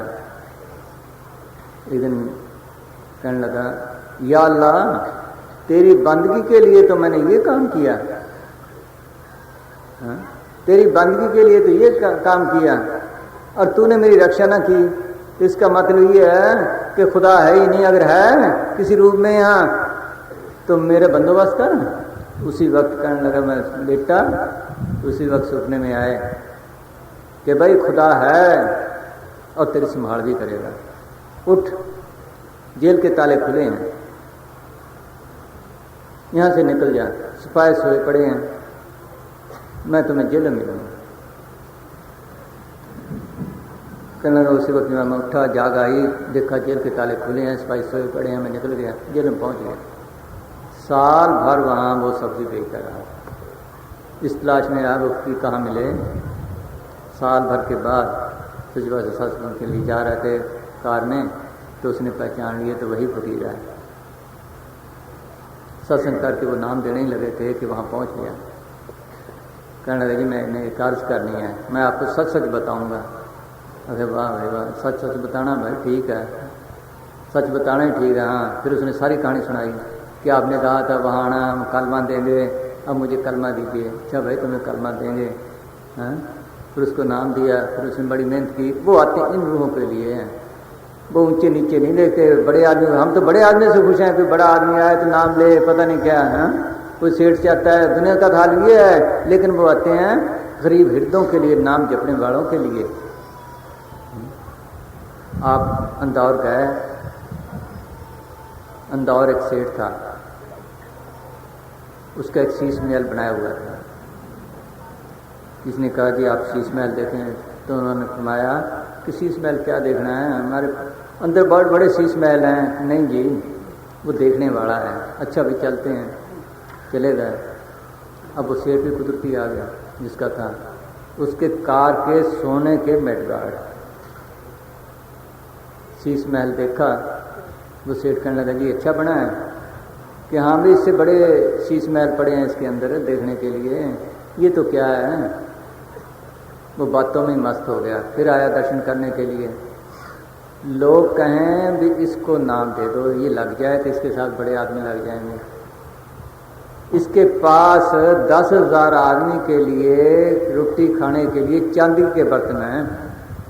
तो सच्चे भाई उसने फरमाया कि नहीं, ये अधिकारी नहीं, ये अधिकारी नहीं, इसके कर्म ऐसे हैं कि इससे बात करने से हमारी जीभ अकड़ जाती है।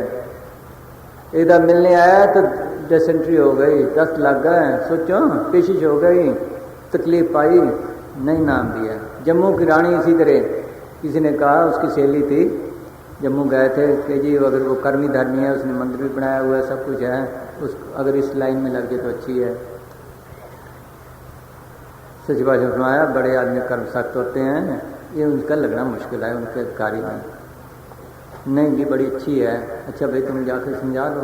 गए, अरे जी हम तो पर्दे वाले हैं, हम तो जा नहीं सकते, अगर संत जी आ जाएं तो अच्छा है, यहाँ दर्शन दे जाएं।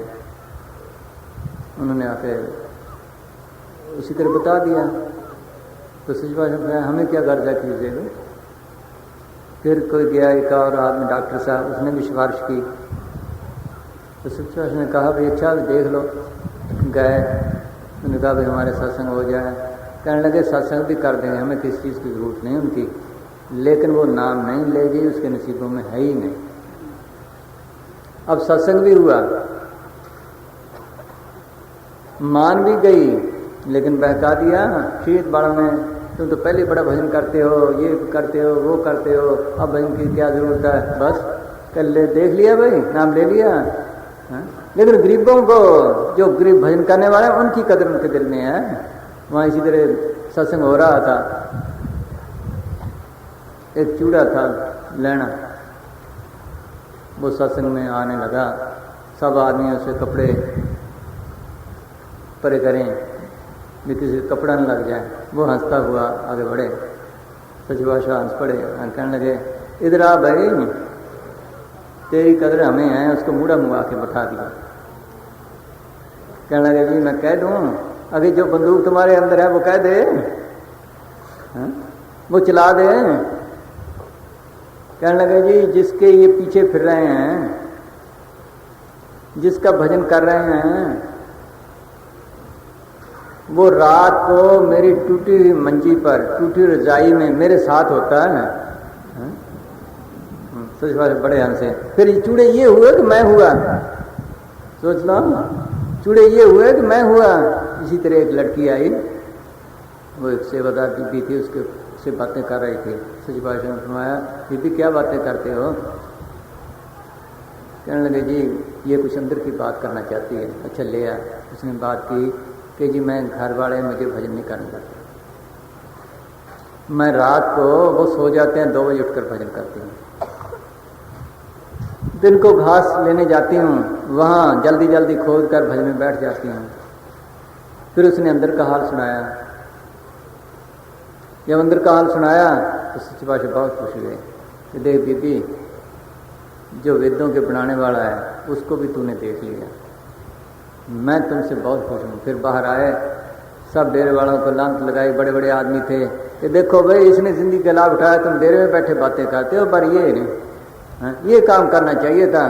उनके दिल में हमें तो ये प्यारे हैं, उनको तो वो प्यारे हैं। बाबा जी, बाबा जयवंत सिंह एक दफा अपने गाँव में गए, एक बीबी लेटी पड़ी थी, उसके साथ एक बच्चा, एक पेट में बच्चा। तो बाबा जी नमस्कार करके चले गए। अब वो बीबियों ने देखा है, पड़ोसियों ने, कहने लगे बाबा जी तुम्हें मत्था टेक के गए हैं। वो बेचारी हैरान हुई कि मुझे क्यों मत्था टेका है। जब बाबा जी वापस आ गए आए तो उन्होंने घेर लिया, कहने बाबा जी आपने मुझे क्यों मत्था टेका, बीबी तुम्हें तो कोई मत्था नहीं टेका। और जी ये कहते हैं कि बीबी तेरी कमाई को टेका है, एक बच्चा पेट में हो, एक साथ पड़ा हो, फिर कमाई, फिर भजन में मस्त हो, अंदर ख्याल जुड़ा हो, ये इसको मत्था टेकते हैं। तो फकीरों को तो वो कदर है, वो आते इसलिए हैं कि हमारे जन्म मन के बाद में फिरके बना के दुनिया झंझट में पड़ जाती है, असली चीज छोड़ जाती है। उनका तो एक ही मतलब है कि आप भजन करके अपने जन्म मन के बंधन छुड़ाए। वो ना अमीर चाहते हैं, ना गरीबों से तल्लक है, किसी चीज से तल्लक नहीं है, अमीरी से, ना गरीबी से, ना किसी और चीज से, ना माया से, ना उनके पास वो खजाना है जो कभी खत्म ना हो। मीरा कहती है पाया रे मैंने नाम रतन धन पाया, जिसको पाए दो सुख भूले मन आनंद रस समायो, जिसकी चोरी कबू ना हो ऐसा धन मैंने पाया, खर्चों लाख खत्म नहीं होए दिन दिन वर्ष वायो। उन्होंने वो आनंद हासिल किया जिसका कुछ ठिकाना ही नहीं। उन्होंने ये धन क्या करना है सोचो, वो धन के भूखे नहीं होते, वो अपना हक लाल का कमा के उस पर गुजारा करते हैं। गरीबी में रहते हैं, सादा खाते हैं, सादा पहनते हैं, बाकी सारे सास हैं, कमा कर भी साथ संग देते हैं। काल खाए कुछ हथों दे नानक राह पिछाने से, अगर कभी खाया उन्होंने तो कहाँ से, थोड़ा बहुत है, जैसे कोदरी की रोटी खाई, मल भागों को पूरे छोड़ दिए। सोच लो आज पूरे किस्त कितने मिल जाए बड़े खुश होते हैं, ये नहीं पता मल भागों के हैं। सोच लो उन्होंने हक लाल का खाया, खाना कोई आसान नहीं पड़ाया। गरीब का टुकड़ा बुरा 9 उंगल दांत, भजन करे तो बुरे नाकर काढ़े हाथ। एक दफा उनको सौंफ की जरूरत पड़ी, सौंफ किसी दुकान से ना मिली, तो उन्होंने कहा जी लंगर में पड़ी है, कि लंगर की चीज तो मेरे लिए जहर है। बोलो लंगर की चीज तो जहर है, वो वहां से नहीं ली। सोच लो इतने प्रेज, तब जाकर कोई चीज आती है। निशान जी कहते थे कि सब्जी अपनी पैसों से कमाकर उस भजन से तोड़ो, फिर बेच के आओ, श्रवण करते करते जाओ, फिर चीज भी अंदर से निकलवा के लाओ, किसी की तवज्जो भी ना पड़े। बोलो इतने परहेज रखे हैं फकीरों ने, तब कुछ हासिल किया है, इतनी मेहनतें सख्त की हैं तब कुछ मिला है। वो हमें ये सिखाने आते हैं। बोलो लेकिन बाद में ये है, अब उसके बाद जातें बढ़ जाती हैं, कौमें बढ़ जाती हैं, फिरके बढ़ जाते हैं। वो कहता हमारा बढ़ जाए, कोई हमारा, उनका तल्लक नहीं इन चीज़ों से। हाँ बोल भाई, फिर बोलोगे। हाँ ये काम करने आते हैं वो। हाँ जी हाँ?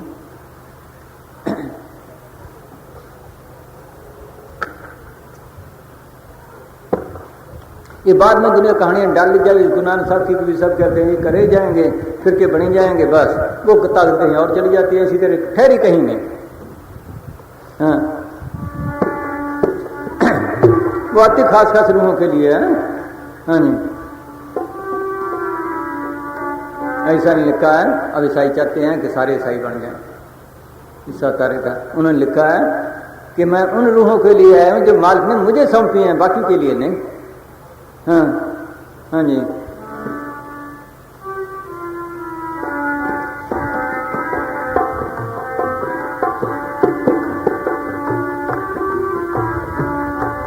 जिनको दरगाह से लिखा होता है वो इस लाइन में आते हैं। तुर कर्म पाया तुर जिनको से नाम हर के लागे, कहो नानक ते सुख है तित करा न बाजी। हाँ जी, आए जी जानो पर उपकारी, आए जी तेरे जानो पर उपकारी आए। पहले बार वकील नहीं मिलता, अगर मिल जाए तेरे अधिकारी का नाम नहीं मिलता, अगर नाम मिल जाए फिर मेहनत नहीं करता। सोच लो मेहनत करता है तो कर्म रोक के रखते हैं, फिर कहते छोड़ो पड़े। सोच लो, दादू साहब कहते हैं दुर्लभ दर्शन साध का, दुर्लभ गुरु उपदेश, दुर्लभ करवा कठिन है, उसको जपना मुश्किल है, दुर्लभ पर से ले जल्दी जल्दी प्राप्ति नहीं। हाँ जी, देख लो गुरु गोविंद सिंह के वक्त या मैच के वक्त कितने भागे। सोच लो, गुरु अमरदास ने परीक्षा ली, थड़े बनवाते रहे, सब भाग गए। किसने भगाया? तन के प्यार ने। एक गुरु रामदास लगे रहे कि सारी उम्र लगा रहूंगा चाहे जान चली जाए। ये तन का प्यार छोड़े, विषय का छोड़े, यही इसको आगे तरक्की नहीं करने देते। इसी ने इन्होंने तो धक्के दिए हैं खाने पीने वालों ने, विकल्प कैसे गुजारा होगा। सोच लो खाने पीने का, वो रोटी छिड़ाते हैं, कहते कम खाओ, कम पियो, कम सो। सोचो सादा रहो। हाँ,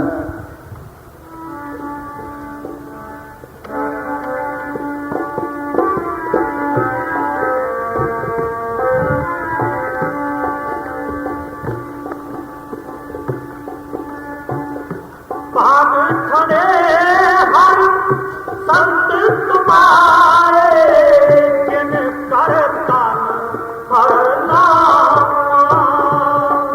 परवान करी से ही के आए सफल बिना के पापा, आए जी जानो पर उपकारी आए जी तेरे जानो पर उपकारी आए। जब के पास आते हैं तब जी दया करो, दया करो, दया करो।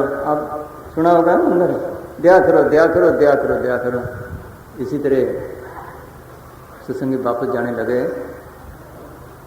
तो उन्होंने कहा जी दया रखना, तो इस बार हंस के चले गए।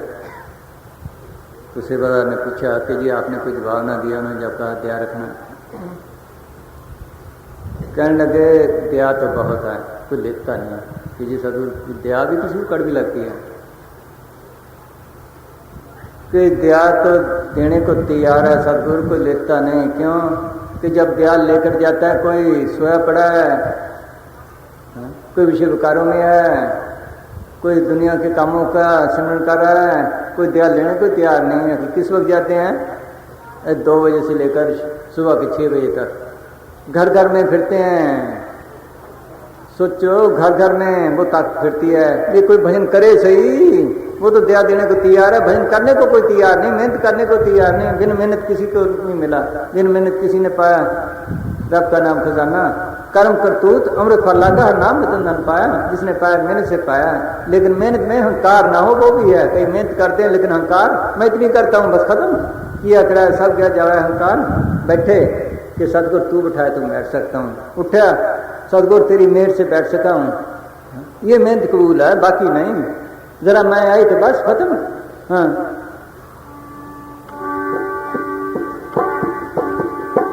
जीदान दे पद पीरायन हर क्यों नयन मलाए, आए जानो पर उपकारी आए जी तेरे जानो पर उपकारी आए। जिसको रास्ता मिल जाए सदगुरु उस पर इतनी दया करता है, कदरी कदम चले वो करोड़ कदम चलता है। इतनी दया है, इतनी दया है, चलता नहीं। भाई गुरदास लिखते हैं, चरण शरण गुरु एक पैंड जाए चल, सदगुरु कोट पैंड आगे हुए लेता है। एक बार सदगुरु मंत्र सिमरन मात्र, सिमरन ताए बार बार गुरु रहता है। एक दफा याद करे वो करोड़ दफा याद करता बोलो, उसकी तो दया ये है। यही भूगल पुरंदर ने लिखा, तुम्हें खुदा की मेहर का पता नहीं, वो हर वक्त तेरी तरफ नजर रखता है। सोचो भी कब ये भजन करे, कब पहुंचे अपने घर, मैं इसको ले जाऊं। हाँ, दिया लेता नहीं, मन मत छोड़ता नहीं। दे दो मर्दाना कितना भागा, मन मत ना छोड़ी, मन मत छोड़े तो तैयार है बोलो। गुरु नानक साहब जीव था, खोटे कर्म किए, नरकों में गया। गुरु नानक साहब वहां से निकाल के लाए। दया हुई ना हुई बोलो, वो तो दया के भंडार लेकर आते हैं, लेकिन छोड़ते नहीं। जिसको पकड़ लें लेकर जाएंगे, छोड़ते नहीं, बस ये जरूर है। हाँ,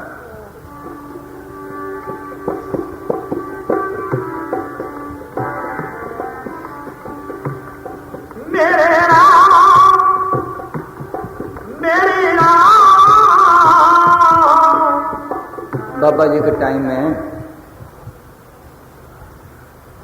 एक आदमी ने नाम लिया, निंदा करने लगा। बाद में फकीर सब बर्दाश्त कर जाते हैं। फिर उनके मुर्शिद थे स्वामी जी, उनकी निंदा करने लगा। मुर्शिद की निंदा बर्दाश्त ना हुई कि जा तो कोड़ी हो, बख्शेंगे फिर भी तुम्हें संत। मौत हुई, फिर कोड़ी बना, कोड़ खाने में गया। सोचो वहां से शिवाशत है, कोड़ खाने में कपड़े कुपड़े ले गए, मिठाई ले गए, पढ़ ले गए, कोड़ियों को दें, उनको देखें, भाई ये तुम्हारा ठीक है, ये है वो है, ये कपड़ा ठीक है, ये नाप का है, ले मिठाई। उनका मतलब था भाई देखें हमारे तरफ को, तो जो कोई गिल्ला ख्याल करता। जब उसकी बारी आई तो कहने लगा जी मुझे अब तो बख्श दो, कि तेरे लिए तो आए हैं और क्या है। हाँ? उनको इशारा कर दे तेरे लिए था। जो सेवादार साहब था उसने बाद में पूछा कि जी वो कौन था, उसके मतलब पूछना कि फिर भी क्या, अगर इस तरह ऐसा है। उसने बाबा जी की निंदा की, फिर स्वामी जी की, फिर उनसे रहा ना गया, फिर क्या कोड़ी हो। अब उसको भी छुड़ाना पड़ेगा। बोलो वो तो दया के भंडार है। हाँ, हर जन का ऐसा शहर में मौजी अखबार का एडिटर था। शिमला से वो अखबार निकलता था। वो हर अखबार में अपने शायद हफ्तावारी का निंदे लिखता था। तो जिस वक्त उसकी मौत का टाइम आया, सचिवालय शिमले गए, पूछा भाई उसका कोई टेलीफोन आया कि जी नहीं। उसका क्यों टेलीफोन आना था? नहीं, कभी कभी आ जाता है। इतने में टेलीफोन आ गया कि जी आप आए। सचिवालय को पार्टी भेजी है, या उनको शब्द सुनाओ। फिर टेलीफोन आया कि नहीं जी आप आए। सचिवालय वहाँ गए, दरवाजे बंद कर दिए। हमारा एक दोस्त था, आजकल वो चंडीगढ़ में करने रिटायर्ड है, वो साथ था। वो कहने लगा मैं दरवाजे के आगे खड़ा था, दरवाज़ा बंद। वो कह सचिवालय आप ले जाएं। तो सचिवालय ने फरमाया कि काल के साथ फैसला होने दो। वो कह सचिवालय आप ले जाएं, अब काल का तक मेरी रूह है। सचिवालय ने फरमाया कि याद तो हमें किया इसने, बोलो चलो सिमरन से नहीं, किसी निंदे से याद किया, वो इतने दयावान है, बोलो निंदे से याद किया। तो फिर उसको नाम दिया। फिर उसने कहा मेरा संस्कार ही पीछे करना, पहले इनका नाम देना, सब बच्चों को भी रहा। उसी वजह उसके चोले चुरा दिए। ये संतों की मौज है, किसी को किसी तरह, लेकिन जो नाम लेकर निंदा करे वो बर्दाश्त नहीं। ये तो मसाई में लिखा है, जो हमारी निंदा करेगा उसको तो कहा पहले ले जाएंगे, लेकिन नाम लेकर ना।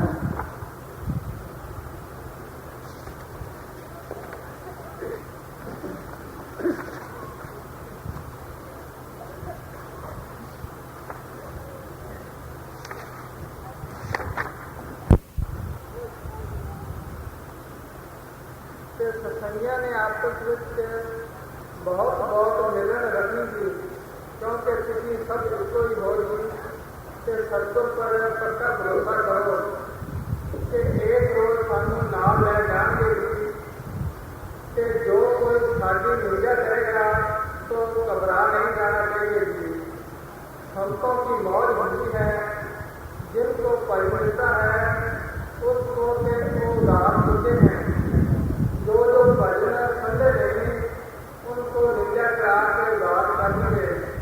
सोचो निंदा भी सिमरन है, उनके अंदर वही चीज आएगी। सोचो किसी निंदा करोगे सामने आएगा, जिसकी निंदा करोगे वही सामने आएगा, वो दयावान है। हाँ, संत हमेशा दया ही दया रखते हैं और कुछ नहीं। हाँ, ये संतों की निशानी है, उनके अंदर दया ही दया होगी बस। कभी ताड़ेंगे तब भी उसमें दया है। हाँ, दूसरा और कोई उपाय नहीं है। इस तरह जो भजन से बिना है वो करेंगे भी। संतों की मौत को संत ही जानते हैं कि तो मैं बस बस। हाँ जी, बोल रहे।